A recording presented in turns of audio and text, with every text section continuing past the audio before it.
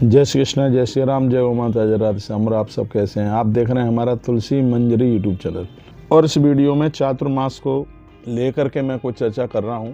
और इस वीडियो में, अगली वीडियो में इसके उद्यापन की विधि का भी मैं आपको वर्णन करूंगा। आपने क्या क्या छोड़ रखा है उसके बारे में आप सुन लें, क्या क्या स्वीकार किया उसके बारे में आप सुन लें। इससे कितना बड़ा फल प्राप्त होने वाला है। भगवत भक्त चाहे स्त्री पुरुष कोई भी हो, और यदि उसने 4 महीना चातुर्मास का व्रत किया है तो उसको कितने बड़े पुण्य की प्राप्ति होती है। कहा जाता है कि लोगों ने यदि इन 4 महीनों में गुड़ का त्याग किया है तो उन्हें मधुरता प्राप्त होती है। यदि तेल का त्याग किया है तो उन्हें संतान की प्राप्ति होती है। ऐसा वर्णन है। कहा गया, मधुरत्तम लभेद वास्तु पुरुषो गुड़ वर्जना तथैव संतति दीर्घो तेलस्य वर्जनात् देता। तेल का त्याग किया है, दीर्घजीवी संतान की प्राप्ति होती है। और कहा गया है, यदि सरसों का तेल भी प्रयोग में नहीं लिया 4 महीना तो इससे दुश्मन बिल्कुल परास्त हो जाते हैं। लिखा है, कटु तेल प्रत्यागी। कटु का मतलब कड़ुआ तेल, कड़ुआ तेल कहते हैं सरसों के तेल को। तो वर्णन किया, कटु तेल प्रत्यागी शत्रु नाश ममापनुयात्। चातुर्मास में सरसों का तेल न शरीर से लगाया जाता न खाया जाता। पूजा में लिया जाता है, ज्योतें जलाई जाती हैं, लेकिन इसको खाने के काम में नहीं लिया जाता, इसका त्याग किया जाता है तो इससे शत्रु का नाश होता है। सुगंधित तेल का त्याग करने से सौभाग्य की प्राप्ति होती है। माताओं के पति की उम्र बढ़ती है यदि सुगंधित तेल को प्रयोग में नहीं लिया। पुष्पों को धारण नहीं, देखो वर्णन किया गया है कि इन दिनों में लोग अपने ऊपर फूल, जैसे माताएं फूलों के कुछ हार वगैरह बना करके और उनको पहनती हैं, लेकिन चातुर्मास में पुष्पों का स्वयं के लिए त्याग करने से मनुष्य को स्वर्ग प्राप्त होता है। तो अब के बार तो हम नहीं समझ पाए, आज पता लगा है। अगली बार चातुर्मास में हम अपने गले में फूलों की माला नहीं पहनने देंगे, क्योंकि पुष्प का स्वयं के लिए त्याग करने से इसकी एक बहुत बड़ी महिमा है। यहाँ तक कि लोग स्वर्ग को प्राप्त होते हैं, ऐसा वर्णन किया गया है। कहा कि इन दिनों में योगाभ्यास करने से, प्राणायाम करने से लोगों को ब्रह्म पद की प्राप्ति होती है। तीखा, खट्टा, मीठा, नमकीन, तीक्ष्ण तथा कसाय, ये 6 रस कहे गए हैं। तो 6 रस ये भोजन है जो इनको भी त्याग कर देता है चातुर्मास में। तो ऐसे लोगों का गला सुरीला हो जाता है। माँ सरस्वती उनके कंठ में आके बैठ जाती है। मैं श्लोक बोल रहा हूँ, वर्जिये दस्त वैरूप्यम दुर्गंधम नापयानरा तांबूल वर्जनात् भोगी रक्त कंठस्थ हो जाए थे। उनका गला है वो बड़ा बहुत ही ज़्यादा सुरीला हो जाता है। घी का त्याग करने से सुंदरता, कोमल शरीर की प्राप्ति होती है। हाँ, लोग घी का भी त्याग करते हैं चातुर्य मास में, दूध का भी त्याग करते हैं, दही का भी त्याग करते हैं। पलाश के पत्तों में भोजन करने वाला वर्णन किया गया है कि उसे बहुत यज्ञों का फल प्राप्त होता है। सुंदर तो होता ही है, वह दीप्त संपन्न और स्वास्थ्य इंद्रियों वाला होता है जो पलाश के पत्तों पर भोजन करता है। दही एवं दूध का त्याग करने वाला व्यक्ति मृत्यु के तत्पश्चात गोलोक जाता है। स्पष्ट वर्णन है, दधी दुग्ध परित्यागी गोलोकम लवते नरः, ऐसा वर्णन किया गया। जो मौन व्रत का पालन करता है उसकी आज्ञा का उल्लंघन दुनिया में नहीं कोई कर सकता। मौन व्रती भवेद अस्तु तस्मा आज्ञास्कृता भवेद। उसकी आज्ञा चलेगी, घर में भी चलेगी और बाहर भी चलेगी। भगवान कहते हैं, युधिष्ठिर, धार्मिक व्यक्ति के इस प्रकार का त्याग करने पर ये सभी फल प्राप्त होते हैं।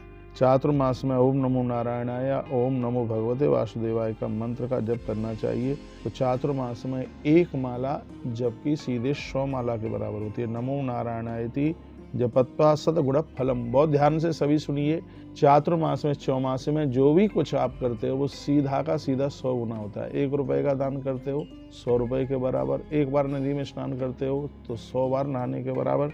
जो भी कुछ करते हो वो सीधा 100 गुना ही होता है।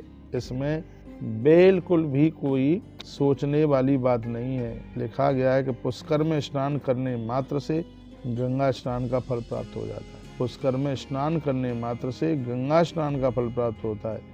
जो मनुष्य सदैव पृथ्वी पर बैठकर भोजन करता है वह पृथ्वी का स्वामी होता है। ऐसा मैं निवेदन करूंगा, चातुर्मास में कुर्सियों पर, ऊंचे आसन पर, बेड बिस्तर पर बैठ करके कुछ भी नहीं खाया जाता। कहा जाता है कि जो जमीन पर बैठ करके भोजन करता है वह धरती का स्वामी, यानी उसके पास बहुत बड़ा वैभव होता है। उसके पास में इतनी बड़ी में भूमौ भुक्ते सदा यस्तु स पृथ्वी व्याधपो भवेत वर्णन किया गया है। वह धरती का स्वामी होता है। पुष्कर स्नान मात्रेण गंगाया स्नानजम फलम।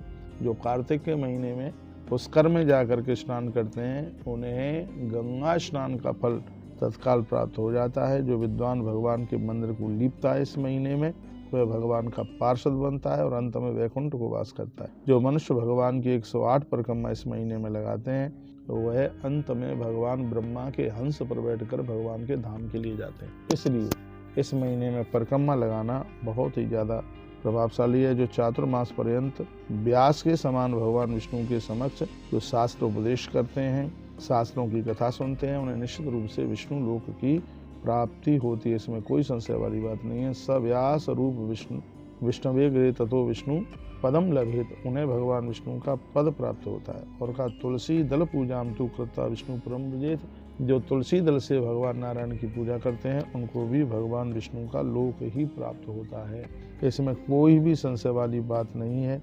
कहा गया कि घर में ठंडे पानी से स्नान करने वाला निर्मल शरीर को प्राप्त होता है, तो किसी भी व्रत में गर्म पानी से स्नान नहीं किया जाता।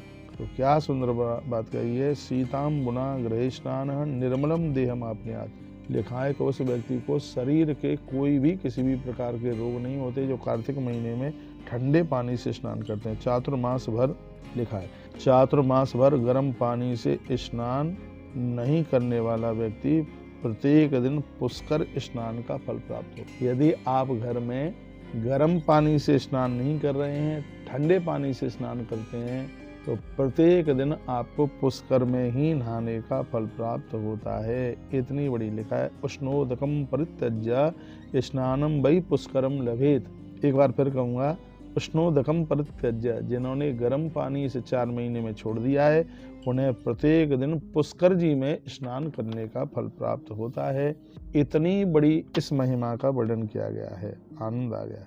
तत्पश्चात कहा गया है जो सभी पात्रों में एक विशेष पात्र है जो मिट्टी का पात्र है। मिट्टी के पात्रों को प्रयोग में लेने वाले लोग बहुत बड़े वैभव को प्राप्त होते हैं।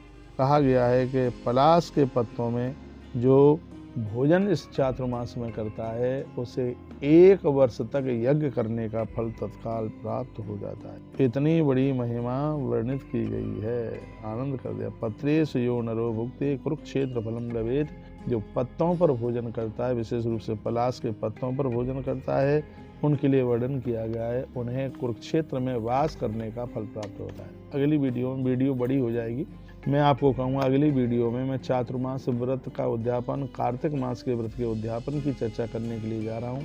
तो ये कुछ नियम बताए गए। अब ये जितने दिन रह गए हैं तो उतने दिन भी इन चीज़ों का परित्याग कर सकते हैं, दाल छोड़ सकते हैं, और भी चीज़ें लहसुन प्याज वगैरह ये तो छोड़ने के ही लायक, उन्हें तो छोड़ना ही चाहिए। लेकिन मैं निवेदन करूँगा, कांस पात्रम परित्यज्य शेष पात्रम उपाचरेत, इन 4 महीने में कांसे के बर्तनों को भी त्याज्यत किया जाता है। मृण्मम पात्रमुत्तमम, और इसमें मिट्टी के ही बर्तनों को ज़्यादा प्रयोग में लिया जाता है। इस वीडियो के माध्यम से बात आपके पास तक पहुंचाई गई कि चातुर्मास में इस व्रत को कैसे पूरा करें। इसमें जमीन में धरती पर सोने वाले लोग, पत्तल पर भोजन करने वाले लोग, ऐसे लोगों को कुरुक्षेत्र में वास करने का फल प्राप्त होता है। पत्रेषु यो नरो भुक्तो कुरुक्षेत्र फलम लभेत, स्पष्ट वर्णन किया है। तो इस महीने में जमीन में ही सो करके तुलसी दल पूजाम तु कृत्वा विष्णु परम व्रजेत, इस महीने में जो भगवान नारायण की पूजा तुलसी दल से करते हैं, जल में तुलसी डालिए फिर भगवान को नहलाइए, तो अंत में वह लोग भगवान के धाम को ही वो प्रस्थान करेंगे। इसमें कोई संशय वाली बात नहीं है। ऐसे हमारे साथ जुड़े रहिए। बहुत बहुत धन्यवाद आपके लिए। 9 नवंबर गोपाष्टमी गौतीर्थ तुलसी तपोवन गौशाला से धाम वृंदावन पधारिए, हम और आप मिलकर गौ माता की सेवा पूजा करेंगे। संपर्क में एक नंबर बताया देता हूँ, 9258031399, इस पर आप संपर्क कर लें, आप पहुँचिए। तुलसी वन आश्रम में रहने का, भोजन का कभी कोई पैसा नहीं लगता, आश्रम आपका है, आप जरूर पधारिएगा। जय श्री कृष्ण, जय श्री राम, जय गौ माता, जय राधे श्याम। कथा सुन रहे हैं कार्तिक के महीने में, आज मंगलवार है और हो सकता है वीडियो आज और कल में आपके पास पहुँचे। तो मैं आपको निवेदन करना चाहूँगा कि तीर्थ की बहुत बड़ी महिमाएं हैं। इस तरीके से यदि कहीं हमारे ये व्रत वगैरह हो जावे तो जन्म जन्म के अपराध तो समाप्त हो ही जाएंगे और अंत में विष्णु भवनम गच्छति, भगवान का धाम मिलेगा। ऐसे हमारे साथ जुड़े रहिए। यदि हम आपके कहीं किसी काम में आ जाते हैं तो हम अपना भाग्य समझेंगे। वीडियो की दक्षिणा तो यही है तो चैनल से पहली बार जुड़े हैं तो चैनल को सब्सक्राइब कीजिए, वीडियो को लाइक कीजिए और आगे शेयर जरूर कीजिए, जिससे और भी लोग इससे लाभान्वित हो सकें। इन्हीं शब्दों के साथ हर हर महादेव, घर घर महादेव।